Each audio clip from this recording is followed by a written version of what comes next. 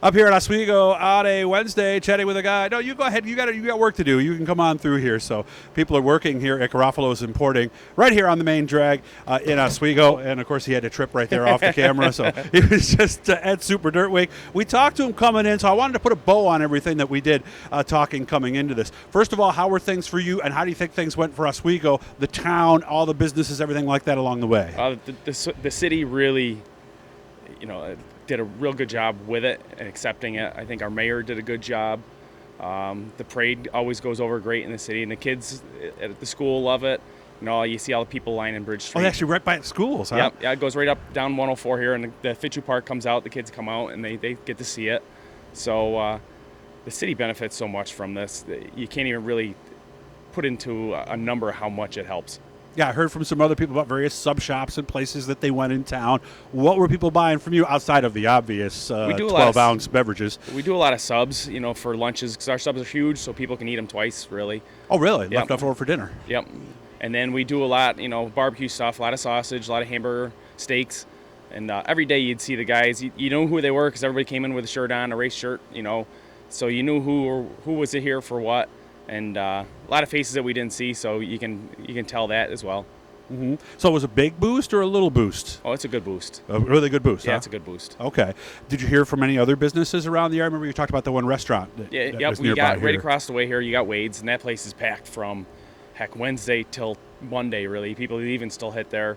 I know when I was up at the track working, a lot of guys were asking me what the names of some of the restaurants were. They were looking for the Italian restaurants, so it's Canales and Vona's here in Oswego that really they were looking for. So yeah, I'm sure all the restaurants had a benefit as well. There's a lot of people to disperse throughout the community, especially on nights, Wednesday, Thursday night when they're not racing here. Yeah, they're racing other tracks, but not everybody follows to those tracks. Right, a lot of them just drove right over from the campground, or maybe right after the races, didn't go to Brewerton and just got something to eat here or something for their grill, and went at that. What was the most popular thing? Because obviously you guys are known more for sausage than anything else, or is it sausage and the subs? The sausage and the subs. The subs are such a quick hitter for everybody that can get them and go, so that does well. Doesn't need to be cooked. There you go. Right. The sausage does well too, and it was great. We had people Monday that were leaving town stop and get some. They had it out to the wagon, out to the track, so they stopped and got a bunch before they left. Very nice. How did the wagon do? Because he was right behind the backstretch grandstand. It was you and I think 4 or 5 maybe other food trucks that were there. How did it go? We all did pretty well, I believe. We were busy the whole time. Friday, Saturday, Sunday we were busy. We kind of prepped it up a little bit different to try to speed it along this year. We've done bigger events. We do our Harbor Fest and stuff like that. So we know how to push the food out quick.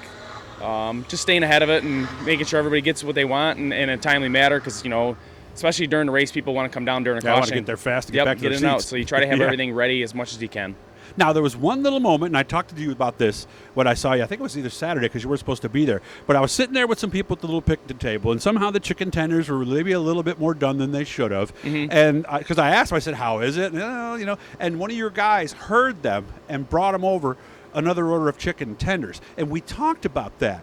And we came to the conclusion, you're better off in a situation like that telling them rather than not liking it and not going back because every small business is going to make things right, aren't they, Joe? Yeah, we like to make sure that, one, you're happy, because if you're happy, you're going to come back. Mm-hmm. Getting something for one time to anybody, it's not really what you're looking for. You're always hoping for them to come back.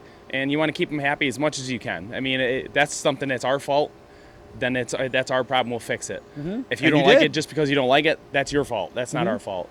We feel, So, and they were happy. Yeah. They were like, oh, these are much better, Right. Because I've done that myself. It's kind of awkward to do that because a lot of people won't do that because they don't want to be that guy. Right. But in reality, you'd rather have them say, hey, something, then I'll take care of it. Mm-hmm. Plus, a lot of us are running into issues that the rest of the country is. Supplies. Yes. So we've gotten a certain chicken tender we've ordered for years. It's not available now. Oh, is that what happened? So they subbed these in, and they're a complete different thing than we've ever had before. They were already a darker colored one, so it made them look like they're burnt before they're even cooked. I see. And they were more raw as far as the chicken tender comes. They're always partially frozen, partially cooked. So they were a pain right in the butt to begin with when we got them. So we got the wrong stuff right from the get-go, and So, we're dealing with it just like everybody else is. Yes, Supply, everybody is, demand, too. everything. French fries are hard to get. Anything fried foods Really, are that's hard a to new get. one. I didn't know that. Potatoes or just the processing part of it, Just I think. the fried stuff. Make your own, maybe. Right? Everybody's eating more, and they're out eating the supply chain at this point, and they can't make it fast enough, can't ship it fast enough. And that's the main thing, I believe, is just the shipping part. And I would imagine having that experience, knowing how much to bring, how much to cook at various times, you could really feel for the racetracks when they got to make that food order during the week, right? Listen, getting ready for everything, something like this, is harder than doing the work. Really? I'll do the work all day long. That's not a problem. Okay, I didn't realize it was it's that more much. stressful ordering everything, especially this year. We put orders in through our vendors. Then I got to check the orders because what I order is not what I'm getting. I'm getting what they have, which could be partial. Or could be half, a substitutes, third, right? or And then none. they substitute what they have in. So I got to make sure I'm getting the right product from them. So it took us 2 weeks just to get the orders right for what we needed for that week, and I get orders 3-4 days a week. So it's a little stressful over a period of 14 days. Every day you're wondering what's coming in, when I'm going to get it, if I'm going to get it, how I'm going to get it. How's the Mod Light? You probably haven't had time to touch that thing. I just took it out of the trailer today from Fulton. Okay. Just started cleaning stuff up. We'll get ready to take them apart and rip them down and work on them throughout the winter. Oh, very good. Hey, man, thanks for taking care of me. That apple sausage, by the way, when they get some more apples in here, you guys got to come up and get that, man.